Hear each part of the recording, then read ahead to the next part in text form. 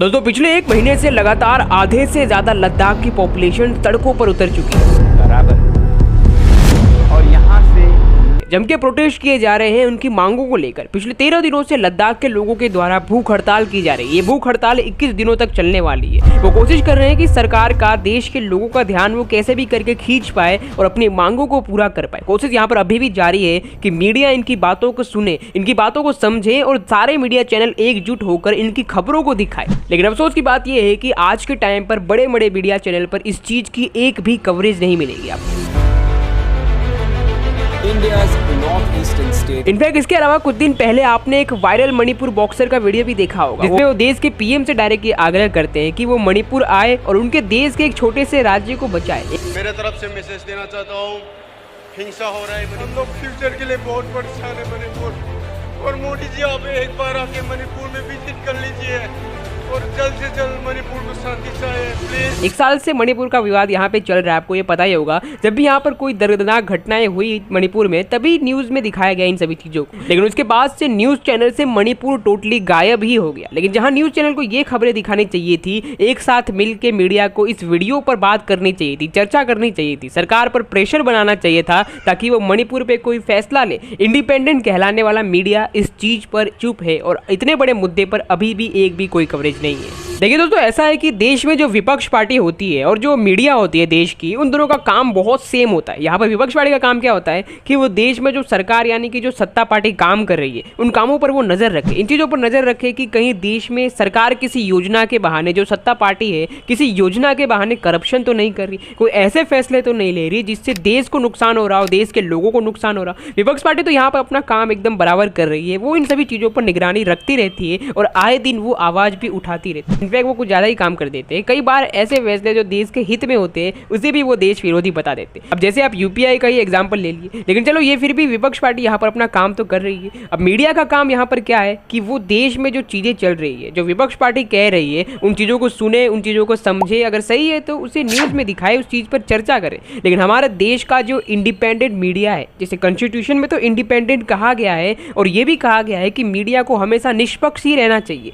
वही Indian media निष्पक्ष ना रहकर आज की डेट में देश की सत्ता पार्टी को सपोर्ट करने में लग जाती है और विपक्ष पार्टी को वो विरोध करना शुरू कर देती है। और दोस्तों ये आज के टाइम की रियलिटी भी है। इन सभी चीजों की वजह से आज के टाइम पर इंडिपेंडेंट मीडिया के वर्ल्ड रैंकिंग 180 में से अभी लगातार गिर के 161 आकर रह चुकी है। सोचिए इंडियन मीडिया की आज के टाइम पर इतनी बुरी हालत हो चुकी है कि वो पाकिस्तान और अफगानिस्तान जैसे देशों से भी मीडिया रैंकिंग में पीछे है। यानी कि ऐसा समझ लीजिए कि इंडिया की मीडिया की यहाँ पर हालत कितनी खराब है। अब दोस्तों यहाँ पे रैंकिंग इतनी खराब है तो मन में एक सवाल तो यहाँ पे जायज होगा ही कि आखिर इसके पीछे का रीजन क्या है। तो एक चीज तो यहाँ पर ये क्लियर है कि इंडिया की जो मीडिया है वो या तो सरकार के प्रेशर में काम कर रही है या फिर इंडिया की मीडिया को यहाँ पर बहुत ही ज्यादा खतरा है। इसके अलावा 2 सवाल मन में यहाँ पर और भी आते हैं कि अगर रैंकिंग इतनी खराब है तो क्या सच में इंडियन मीडिया आज के टाइम पर सरकार के हाथों बिक चुकी है। और अगर मान भी लेते हैं कि चलिए ऐसा नहीं है, इंडियन मीडिया नहीं बिकी है, तो यहाँ पर यह सोचने वाली बात है कि बहुत बार ऐसा हुआ है कि बहुत सारी ऐसी खबरें जो होती है जो देश के हित में होती है लेकिन सरकार के विरोध में होती है, बहुत बार बड़े चैनल इस चीज पर कोई भी कवरेज ही नहीं दिखाते। इसके पीछे का क्या रीजन है, आइए जानने की कोशिश करते हैं आज की इस वीडियो में।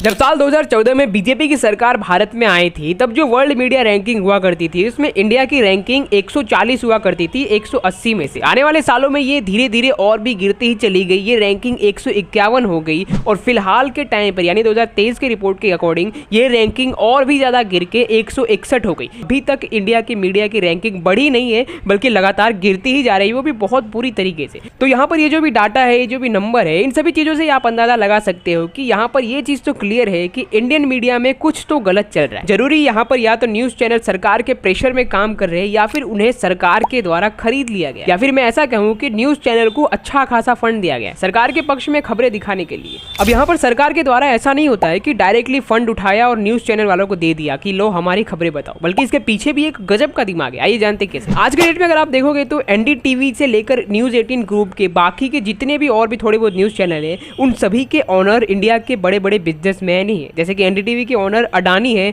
न्यूज 18 के ओनर अंबानी है। अब यहाँ पर आप बीजेपी को सपोर्ट करो या फिर कांग्रेस को सपोर्ट करो, लेकिन इन चीजों को आपको मानना ही पड़ेगा कि अंबानी और अडानी का जो पीएम मोदी के साथ जो रिलेशन है वो काफी ज्यादा क्लोज है। और हमारे भारत के सरकार के द्वारा यहाँ पे कुछ दिनों पहले अडानी के 72,000 करोड़ रुपए का लोन भी उन्होंने माफ किया था। उसके अलावा उन्होंने अंबानी के भी करोड़ों लोन को माफ किया था। अब यहाँ पर ये चीजें मैं आपको इसलिए बता रहा हूँ ताकि मैं ये क्लियर कर सकूं कि अंबानी और अडानी का जो पीएम से रिलेशन है वो काफी ज्यादा क्लोज है। तो अब यहाँ पर जो इन इंडस्ट्रियलिस्ट की मदद की जाती है करोड़ों रुपए के लोन माफ करके, तो ये हमेशा सरकार के ही पक्ष में रहते हैं और यही चीजें इनके न्यूज चैनल्स पर भी दिखाई जाती है और ये इन पर इफेक्ट करती है। बात करें हम एनडीटीवी की, तो एनडीटीवी को पिछले सालों में अडानी ग्रुप के द्वारा खरीद लिया गया था, लेकिन उससे पहले एनडीटीवी चैनल जो हुआ करता था वो इकलौता एंटी बीजेपी चैनल हुआ करता था। आपने देखा होगा कि उससे पहले की एनडीटीवी पर बहुत सारी ऐसी खबरें जो होती थी वो बायस खबरें दिखाई जाती थी, जिसमें सरकार का विरोध वाली भी खबरें होती थी और सरकार के सपोर्ट में भी ऐसी खबरें दोनों होती थी। लेकिन आज के टाइम पर आपको एक चेंजेस देखने को मिला होगा, जब से अडानी ग्रुप के द्वारा इस न्यूज चैनल को एक्वायर किया गया है, आपको खबरें तो वही सारी दिखेगी पक्ष और विपक्ष की, लेकिन कई ऐसी खबरें जो सरकार के अगेंस्ट की होती थी, जो सही भी होती थी, वो पहले खबरें दिखाई जाती थी पर अब वो बिल्कुल भी दिखाई नहीं जाती। एग्जाम्पल मैं फिर से लद्दाख के प्रोटेस्ट का ही लेना चाहूंगा। दूसरे बड़े चैनलों ने तो इस पे एक भी कवरेज नहीं दी, लेकिन एनडीटीवी ने यहाँ पर एक कवरेज तो दिखाई कम से कम इसकी। फिलहाल में मणिपुर और लद्दाख की ऐसे दो जो चीज है जिस पर सरकार ने कोई एक्शन नहीं लिया है, और दोनों ही ऐसे पॉइंट है जिस पर सरकार का विरोध किया जा रहा है पर मांगे देश के हित में ही, लेकिन इस खबर पर ज्यादा ध्यान नहीं दिया जाता है न्यूज चैनल के द्वारा। इनफैक्ट एनडीटीवी जैसे न्यूज चैनल पर इस खबर को कम से कम एक बार टेलीकास्ट तो किया गया, लेकिन दूसरे ऐसे चैनल भी है जिस पर अभी तक इस चीज को लेकर एक भी कवरेज नहीं दिखाई गई है। आप देखोगे तो यहाँ पर ये जो लद्दाख का प्रोटेस्ट चल रहा है और ये जो मणिपुर की चीजें, ये देश के हित की ही खबरें है। लद्दाख का प्रोटेस्ट अपनी मांगों को मानने के लिए किया जा रहा है, देश की बॉर्डर को सेव करने के लिए किया जा रहा है, और इसलिए यहाँ पर इसलिए भूख हड़ताल भी की जा रही है। सरकार की नीतियों का यहाँ पर विरोध भी किया जा रहा है। जो वादे उन सरकार ने किए थे उन पे सवाल भी खड़े कर रहे हैं वहां के लोग,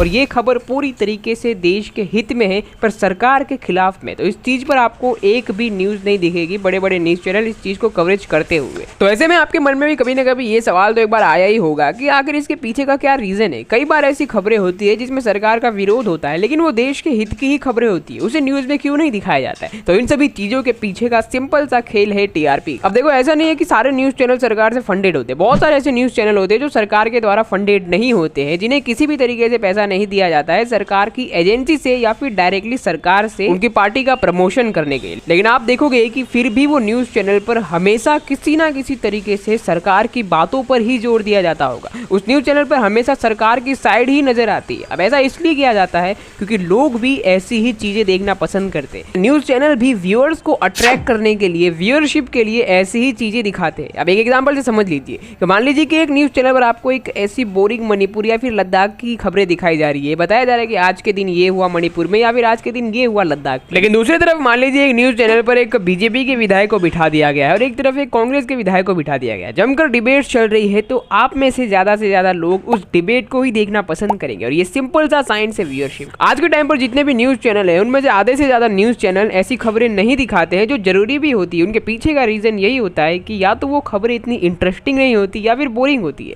या फिर न्यूज चैनल पर पॉलिटिकल पार्टी का प्रेशर या फिर कंट्रोल भी होता है जो ऐसी खबरें दिखाने को उन्हें एग्री नहीं करता है। इसलिए ये यहाँ पर नहीं कहा जा सकता कि इंडिया की सारी मीडिया सरकार के हाथों बिक चुकी है, क्योंकि न्यूज चैनल का बिजनेस इतना प्रॉफिटेबल नहीं है। इसलिए ज्यादातर न्यूज चैनल वाले अपने व्यूअरशिप को कमाना चाहते हैं, व्यूअरशिप को रोकना चाहते हैं, इसलिए वो ऐसी चीजों को ही दिखाते हैं जो मेजोरिटी के पक्ष में हो, यानी कि सरकार के पक्ष में हो। तो यही सारे रीजन थे जिसके कारण आज इंडियन मीडिया की रैंकिंग पिछले 10 सालों से लगातार गिरती बढ़ती चली जा रही है और गिर के ये 161 पर आ चुकी है। आज इंडियन मीडिया की रैंकिंग इतनी खराब है कि वो अफगानिस्तान, पाकिस्तान, भूटान और श्रीलंका जैसे देशों से भी पीछे है इन चीजों में।